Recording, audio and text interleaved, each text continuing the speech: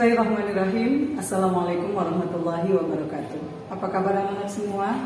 Hari ini Ibu akan mempresentasikan sistem pencernaan pada manusia. Tapi sebelum menyaksikan lebih jauh, jangan lupa kalian harus subscribe dan like. Baik, sistem pencernaan pada manusia kita mulai dengan diawali pencernaan. Pencernaan adalah proses pemecahan makanan dari yang bagian yang lebih besar menjadi bagian yang lebih kecil sehingga mudah diserap oleh tubuh kita. Pertama kali pencernaan makanan masuk ke dalam mulut. Di mulut makanan dicerna secara mekanik dengan bantuan gigi dan dicerna secara kimiawi dengan bantuan enzim amilase atau petialin yang berfungsi mengubah amilum atau karbohidrat menjadi maltosa. Kemudian makanan dari mulut sedikit demi sedikit menuju ke kerongkongan atau esofagus. Penghubung antara mulut dengan esofagus adalah faring. Nah, di kerongkongan atau esofagus ini terjadi gerakan peristaltik, yaitu gerakan meremas-remas dan mendorong makanan masuk ke lambung. Di lambung ini, makanan disimpan selama 2-5 jam untuk dicerna secara kimiawi dengan bantuan enzim PREA.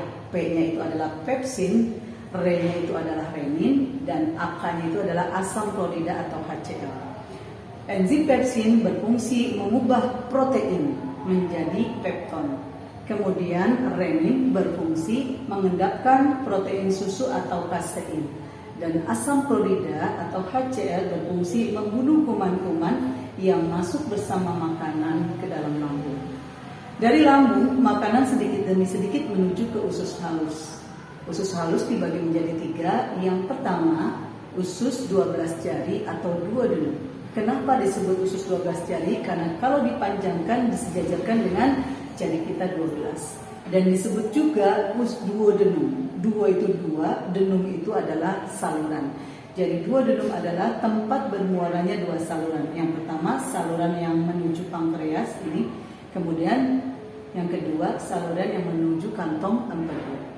Nah, karena pankreas menghasilkan enzim amilase atau amilopsin, kemudian tripsin dan lipase disekretkan ke usus 12 jari. Sehingga di usus 12 jari terjadi pencernaan secara kimiawi dengan bantuan enzim singkat ATL.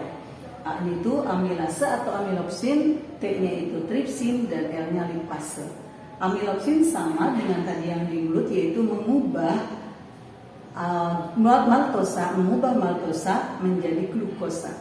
Kemudian tripsin mengubah pepton yang tadi sudah dirubah di lambung menjadi asam amino. Kemudian lipase mengubah lemak menjadi asam lemak dan gliserol. Sedikit demi sedikit makanan tadi menuju ke usus halus yang kedua, yaitu usus kosong atau usus tengah. Di usus tengah ini makanan sudah berupa bubur atau kim. Kemudian makanan yang sudah berupa bubur atau kim menuju ke usus yang ketiga, usus halus yang ketiga, yaitu usus penyerapan atau ileum. Di ileum ini kita lihat di sini bagian dalam dari permukaan usus penyerapan atau ileum terdapat villi atau jonjot-jonjot usus. Nah, di sini mengandung pembuluh darah. Disinilah sari-sari makanan diserap. Yang berupa apa tadi? Berupa glukosa, kemudian asam amino, asam lemak, dan gliserol. Inilah sari-sari makanan yang diserap oleh tubuh kita untuk diedarkan ke seluruh tubuh. Sisa makanan yang tidak terserap masuk ke usus besar. Nah, usus besar ini dari sini kemari sampai sini, ini namanya usus besar. Usus besar dibagi 2. Yang pertama usus tebal atau kolon. Kemudian rektum atau poros usus. Nah, kolon dibagi 3, kolon naik, kolon mendatar, dan kolon menurun. Pada kolon naik, di sini terdapat sekung atau usus buntu. Jika ada makanan yang tersumbat di sini, maka lama-kelamaan dia tidak keluar, maka bagian ujungnya atau umbai cacing, bahasa aslinya appendix, ini akan membengkak sehingga harus dipotong, yang kita kenal dengan istilah operasi usus buntu. Nah, di sini di usus tebal yang naik juga terdapat bakteri, namanya Escherichia coli, boleh kita singkat E. coli. Escherichia coli ini fungsinya adalah untuk membusukkan sisa makanan tadi menjadi feses.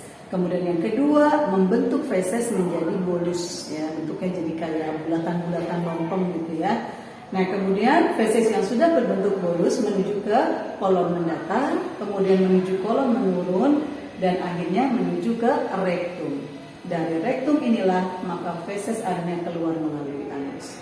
Demikian bagaimana mekanisme pencernaan makanan diubah menjadi sari-sari makanan dan sisanya dikeluarkan dalam bentuk feses atau tinja. Nah, jangan lupa saksikan tayangan berikutnya untuk sistem yang lain pada tubuh kita, tapi jangan lupa untuk menekan subscribe dan like. Terima kasih. Assalamualaikum warahmatullahi wabarakatuh.